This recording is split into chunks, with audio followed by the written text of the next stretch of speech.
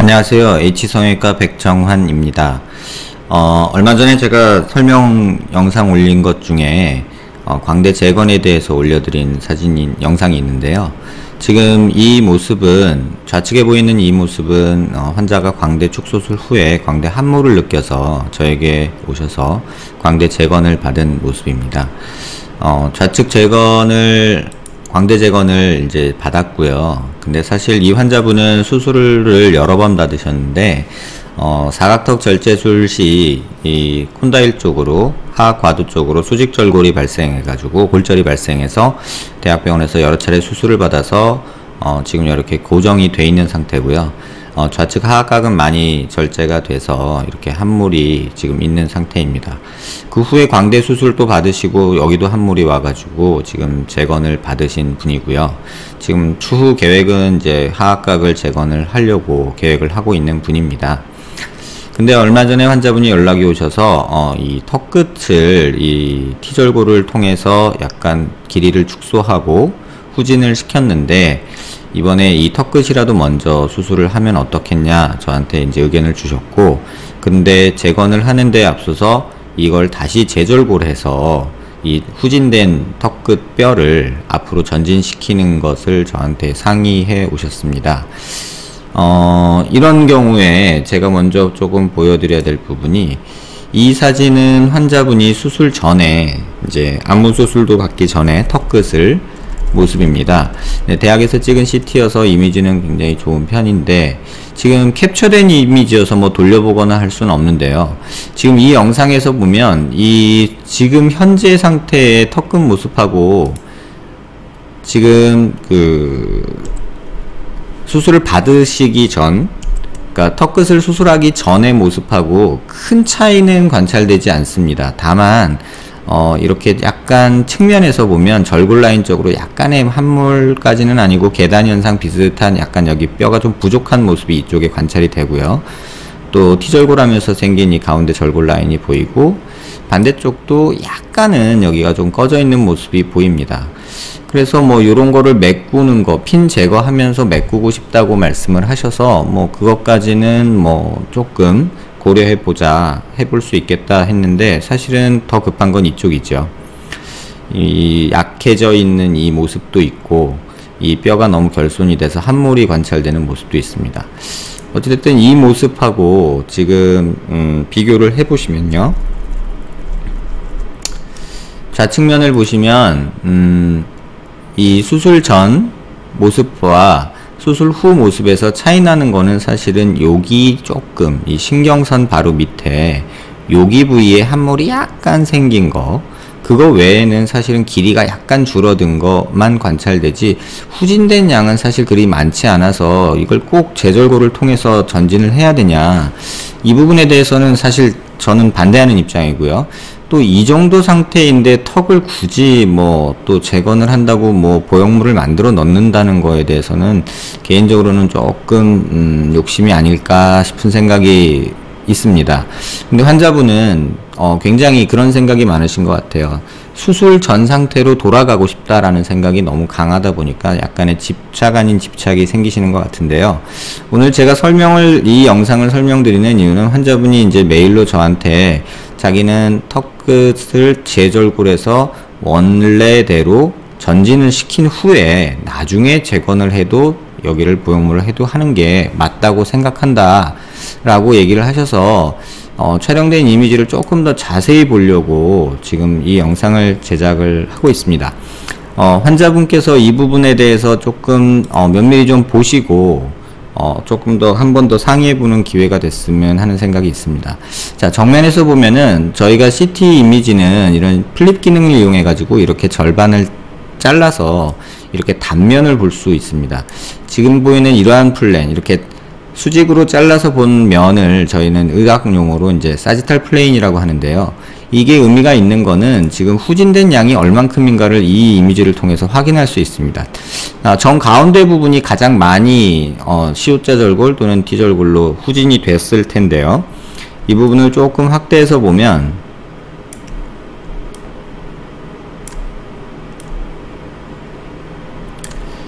지금 절골된 요 라인이 조금 움직여서 앞뒤로 움직여 보면 이쪽 레벨 정도 되면 후진된 양이 아예 없고요. 정중앙 부위에 가장 많이 후진된 부위가 지금 한 요 정도 부위라고 생각이 됩니다. 조금 더 우측으로 보면 아예 후진된 양이 관찰이 되질 않고요. 지금 가장 많이 후진된 양이 보이는 데가 여기 정도인데요.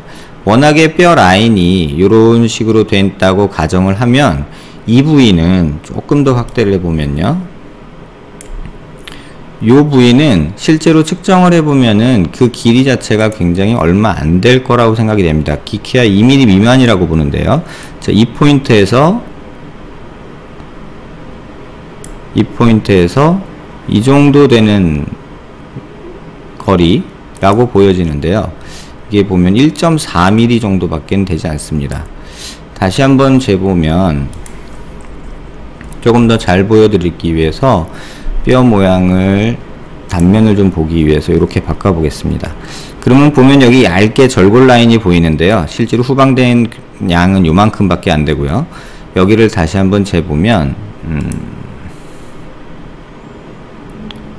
요 부위에서 요 부위까지 뭐 끼케야 1.5mm, 4mm 정도밖에는 되지 않는 아주 미미한 양의 후방 이동이 있는 상태입니다.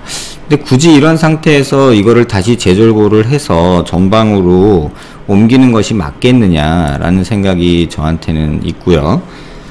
그래서 굳이 그렇게 안 했으면 하는데 환자분이 그 원래대로 돌아가고 싶다라는 생각에 굉장히 집착이 있으셔서 지금 조금 오늘 이 이미지를 보시고 이 영상을 보시고 조금 한 번 더 고민해 보셨으면 하는 마음에서 지금 영상을 제작해 봤습니다. 다른 면으로 한번 보여드리면요, 요 척추뼈를 조금 제거해서 턱 뒤에서 보는 모습이 과연 어떤지 한번 조금 더 보여드리겠습니다.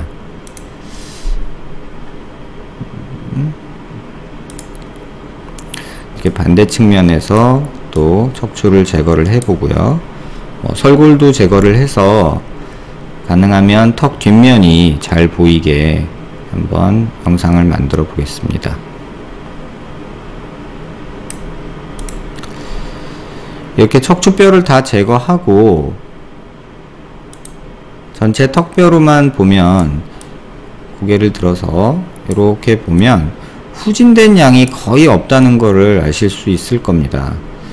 지금 골 절편이 여기가 절골 라인이고요. 워낙에 있던 뼈 위치고요. 후진된 양은 지금 보면 거의 미미하게 약간 있을까 말까 한 정도밖에는 되지 않습니다. 이렇게 옆으로 돌려봐도 지금 이 위치가 워낙에 있는 뼈 위치고요. 골 절편이 여기 있는데 요거 지금 뒤로 온 양은 불과 1mm 정도밖에는 안 될 거라고 보고요. 이거를 앞으로 빼기 위해서 다시 재절골을 한다? 이거는 조금 옳지 않은 판단이 아닐까 저는 그렇게 생각합니다. 물론 이쪽 골 절편을 보면은 약간 뒤로 온 모습이 보이기는 합니다. 하지만 그 양 자체가 너무 적어서 굳이 재절골을 해야 되느냐. 수술 자체, 그러니까 다시 말하면 이 하악각을, 턱끝을 재건하는 것 자체도 약간은 좀 회의적인 느낌이 있는데요. 굳이 이걸 또 재절골을 하고 핀을 다시 받고 입을 열고 다시 수술을 하는 것이 맞을까? 그거에 대해서는 턱끝 재건하는 것도 사실은 반대하는 입장인데 이거를 재절골을 하고 재고정을 하고 또 6개월 지나서 여기를 또 재건을 한다? 이 부분에 대해서는 저는 좀 반대하는 입장입니다.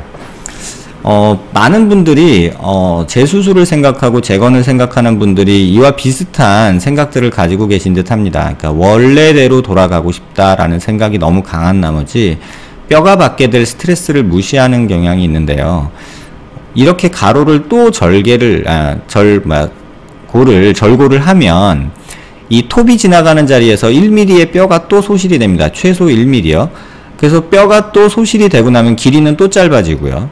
또 그 과정에서 뼈는 손상이 받기 때문에 흡수되거나 이럴 가능성은 조금 더 늘어나게 되죠. 다시 말하면 전방 이동을 한다고 또 재절골을 하고 하는 것은 환자분의 뼈에는 많은 스트레스를 주게 되는 것이고, 그게 결과적으로는 많은 문제를 생기게 할 수도 있고, 또 불필요한 수술을 2번에 나눠 한다는 문제도 있고요. 또 이 수술을 하기 위해서 입안 절개를 또 2번을 더 해야 된다는 것은 또 입안 상처 문제도 있고, 이 연부 조직, 이 턱 끝에 있는 근육이나 이런 것들에도 많은 스트레스를 줘서 결국은 흉살도 더 생기고 힘든 상황이 만들어지지 않을까 생각됩니다.